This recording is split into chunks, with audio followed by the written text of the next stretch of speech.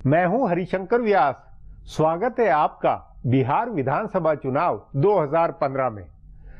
Samajwadi party NCP और पप्पू यादव का मोर्चा अहमियत पा गया है। शुरुआत में यह मामूली वोट काटने वाला अलायंस लगता था, लेकिन जो जो उम्मीदवार तय होते गए इसकी वोट कटवा हैसियत बढ़ी है। भाजपा और लालू नीतीश दोनों के अलायंस ने अपने जिन नेताओं के टिकट काटे थे वे तीसरे मोर्चे में जा पहुंचे। जदयू और राजद ने फॉरवर्ड नेताओं को टिकट नहीं दिया तो ये नेता समाजवादी पार्टी का टिकट पाए। रघुनाथ झा, अवनीश सिंह, गौतम सिंह, राघवेंद्र प्रताप सिंह जैसे पकड़ वाले नेताओं का सपा में जाना मोर्चे की ताकत बढ़ाने वाला है। मोर्चा दुधारी तलवार बन गया।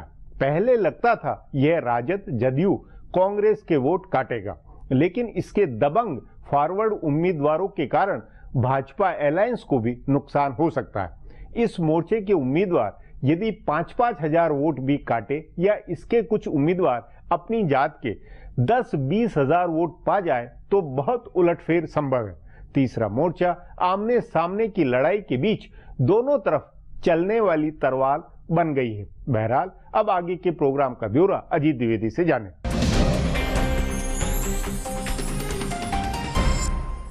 नमस्कार, मैं हूं अजीत द्विवेदी। तीसरे मोर्चे ने बिहार के चुनाव को दिलचस्प बना दिया है। जदयू और राजद से जिन सवर्ण नेताओं की टिकट कटी थी वे तीसरे मोर्चे से जुड़े हैं। सपा, एनसीपी या जन अधिकार पार्टी ने उनको अपना उम्मीदवार बनाया है। पहले विधायक या सांसद रह चुके मजबूत सवर्ण नेताओं के तीसरे मोर्चे से जुड़ने और चुनाव लड़ने से भाजपा गठबंधन को भी नुकसान हो सकता है। इस पर चर्चा करें उससे पहले गौर करें इन सियासी चुनावी सुर्खियों पर।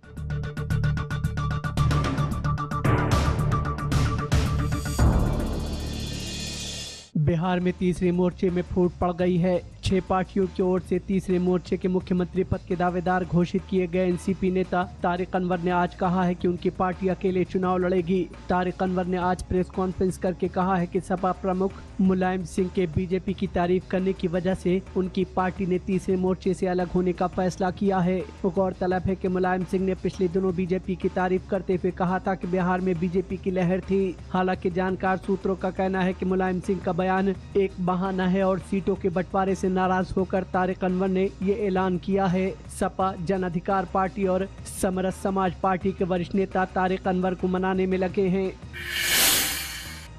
जदयू, राजद और कांग्रेस की ओर से की गई शिकायत के आधार पर चुनाव आयोग ने पटना हवाई अड्डे और उसके आसपास की जगहों पर लगे नरेंद्र मोदी के होर्डिंग्स और पोस्टर को हटवा दिए हैं। चुनाव आयोग के निर्देश पर पटना नगर निगम की टीम ने नरेंद्र मोदी और अमित शाह की फोटो वाले सारे होर्डिंग्स और पोस्टर हटवाए। महागठबंधन के नेताओं ने इसे आचार संहिता का उल्लंघन और सरकारी संसाधनों का दुरुपयोग बताते हुए इसे हटाने की मांग की थी। मोदी और शाह के होर्डिंग्स हटाए जाने का बीजेपी ने विरोध किया है। बीजेपी के प्रवक्ता शहनवाज हुसैन ने कहा है कि मोदी लोगों के दिलों में रहते हैं। दूसरे चरण में 6 जिलों की 32 विधानसभा सीटों पर कल मतदान होगा। मतदान की सारी तैयारियां पूरी कर ली गई हैं। दूसरे चरण की आधी से ज्यादा सीटें नक्सल प्रभावित इलाके में हैं, इसलिए स्वतंत्र और निष्पक्ष मतदान के लिए सुरक्षा के पुख्ता बंदोबस्त किए गए हैं। नक्सल प्रभावित कुछ इलाकों में 3 बजे तक और कुछ इलाकों में 4 बजे तक वोटिंग होगी। इस चरण में पूर्व मुख्यमंत्री जीतन राम मांझी और विधानसभा के स्पीकर उदय नारायण चौधरी सहित कई दिग्गज नेताओं की किस्मत दांव पर है। दूसरे चरण में करीब 86 लाख मतदाता अपने मताधिकार का प्रयोग करेंगे। राजद प्रमुख लालू प्रसाद यादव ने भभुआ और भोजपुर की चुनावी सभा में बीजेपी को जमकर निशाना बनाया है। उन्होंने बीजेपी के उम्मीदवारों पर सवाल उठाए और कहा कि बीजेपी ने सिर्फ साधुओं को टिकट नहीं दिया है, बल्कि उसके कई उम्मीदवार आपराधिक छवि वाले हैं। लालू प्रसाद ने अपने शासन को जंगल राज कहे जाने पर आपत्ति करते हुए कहा कि बीजेपी ने कई आपराधिक छवि के लोगों को टिकट दिए हैं। उन्होंने विदेश में जमा काला धन वापस नहीं लाने के लिए नरेंद्र मोदी को निशाना बनाया। लालू ने भभुआ की सभा में कहा कि जेल गुरुद्वारे की तरह है और वहां जाने से जीवन सार्थक होता है। उनके इस बयान पर बीजेपी के नेता शहनवाज हुसैन ने कहा है कि अगर अपराध करके जेल जाने से जीवन सार्थक होता है तो उन्हें ही मुबारक हो, वो बार बार जेल जाते रहें। अब पेश है चुनावी सरगर्मी के बीच पार्टियों और नेताओं के बारे में इधर उधर से छांटी गई कानाफूसी।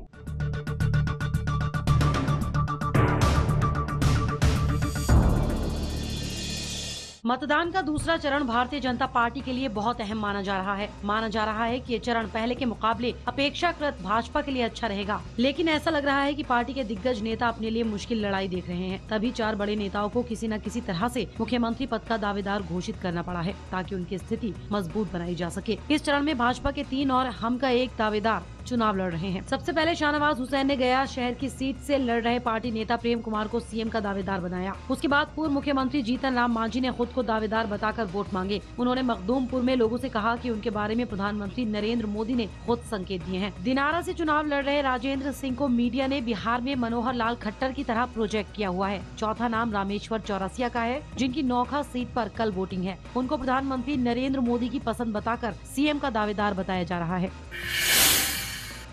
महाराष्ट्र की पार्टी शिवसेना बिहार में 150 सीटों पर चुनाव लड़ रही है, लेकिन वहां से नेता आकर जनता के बीच प्रचार नहीं कर रहे हैं। हालांकि शिवसेना ने सफाई दी है कि उन्होंने कभी भी मुंबई से बिहारी भगाओ अभियान नहीं चलाया है। इसके बावजूद उनके नेता प्रचार के लिए नहीं जा रहे हैं। वो पटना में ही रुकते हैं और वहां से अपने नेताओं से मिलकर लौट जाते हैं। पिछले दिनों शिवसेना के राज्यसभा सांसद संजय राउत और लोकसभा सांसद अरविंद सावंत पटना में थे, लेकिन दोनों प्रचार के लिए नहीं गए। बिहार में मराठी नेताओं के प्रति लोगों के गुस्से को देखते हुए भाजपा ने अपने मराठी नेताओं की सभा कम रखी है। नितिन गडकरी की भी कम सभाएं रखी गई हैं। बिहार के डीएनए में जातिवाद होने के उनके बयान से भी लोगों की नाराजगी है। महाराष्ट्र के युवा मुख्यमंत्री को भाजपा प्रचार के लिए नहीं बुला रही है। दूसरे राज्यों के मुख्यमंत्री बिहार में भाजपा उम्मीदवारों के लिए प्रचार कर रहे हैं। अब एक ब्रेक लेते हैं। ब्रेक के बाद बिहार में दोनों गठबंधनों को नुकसान पहुंचाने की तीसरे मोर्चे की राजनीति पर चर्चा करेंगे।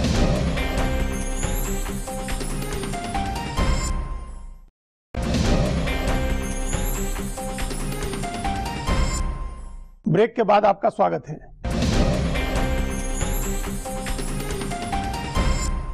भूपेंद्र जी, बिहार में जब थर्ड फ्रंट बना एक समाजवादी पार्टी, एनसीपी, समरस समाज पार्टी, जन अधिकार पार्टी, तो ऐसा लगा कि ये अनिवार्य रूप से नुकसान पहुंचाएगा महागठबंधन को। आरजेडी जेडीयू, चूंकि जो बनाने वाले लोग थे वो उसी गठबंधन से निकले थे, तो अब भी क्या आपको ऐसी स्थिति दिख रही है कि वो महागठबंधन को नुकसान पहुंचा रहे हैं या वो भारतीय जनता पार्टी के गठबंधन को भी नुकसान पहुंचा रहे हैं? वो देखिए, दोनों को नुकसान पहुंचा रहे हैं, क्योंकि नुकसान मंच नहीं पहुंचा रहा है।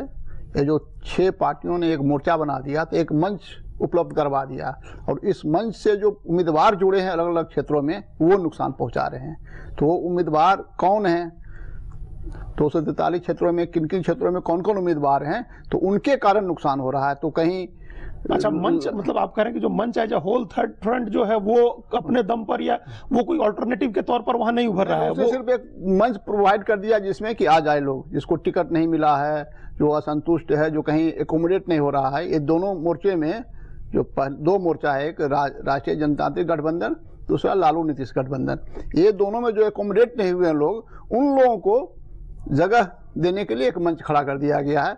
ये 6 पार्टियों का एक मंच है, जो आप पूरी से कहिए कि ये नकारे हुए लोगों का मंच है। समाजवादी पार्टी मुलायम सिंह की बाहर हुई है, शरद पवार की एनसीपी बाहर हुई है, पप्पू यादव इसमें शामिल हुए, तो एक खबर ऐसी चली थी कि बीजेपी खड़ा करवा रही है, बीजेपी ये फ्रंट बनवा रही है।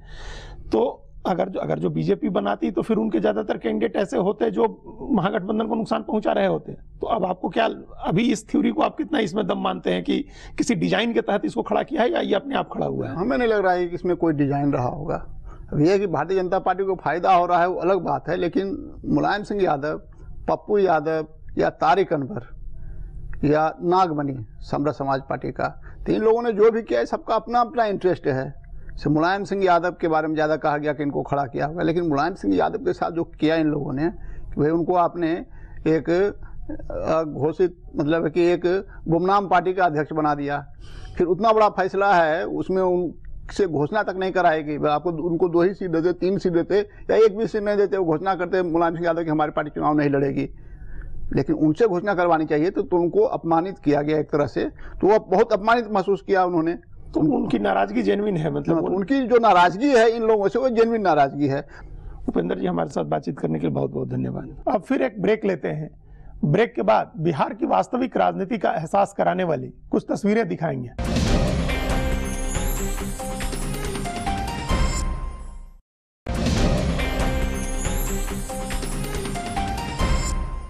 ब्रेक के बाद एक बार फिर आपका स्वागत है। बिहार की चुनावी हकीकत क्या है? पटना में चारों तरफ लगे नरेंद्र मोदी और नीतीश कुमार के होर्डिंग्स और पोस्टर एक कहानी दिखाते हैं, तो पटना से बाहर निकलते ही दूसरी राजनीतिक तस्वीर दिखने लगती है। वहां पोस्टर और होर्डिंग्स नहीं है, लेकिन लोगों के दिलो दिमाग में राजनीति है। सो हम लोगों ने पटना से बाहर गांव में जाकर लोगों से चुनाव पर उनकी राय पूछी। दूसरे चरण के चुनाव वाले इलाके के अलग अलग विधानसभा क्षेत्र से ली गई लोगों की राय आपके सामने पेश है। देखिए, इसे तो नतीजे जी के भाई इलाका है, यहाँ भलाई किया, नतीजे जी बहुत भलाई किया, हर चीज बना दिया बेचारा। मोदी सरकार है। मोदी सरकार, हाँ, भाजपा। किस आधार पर मन बनाया? हाँ, कैसे मन बनाया? क्योंकि वो अच्छा भी कर रहे हैं, अभी कुछ घटा है और भी आगे कुछ करेंगे, ऐसा लगता है। विकास तो नीतीश बाबू के हैं, हम लोग उनकी पार्टी को वोट देंगे। ये भी उनके देंगे जी हाँ। भलाई तो अखने कर रहा है मोदी राम ने।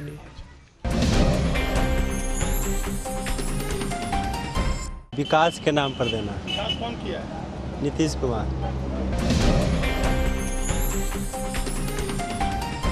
हमारा प्रोग्राम अब यहीं खत्म होता है। आग्रह है कि प्रोग्राम पर अपनी राय hsvyas@nayaindia.com पर ईमेल करके बताएं या hsvyas के मेरे अकाउंट पर ट्विटर करके जाहिर करें।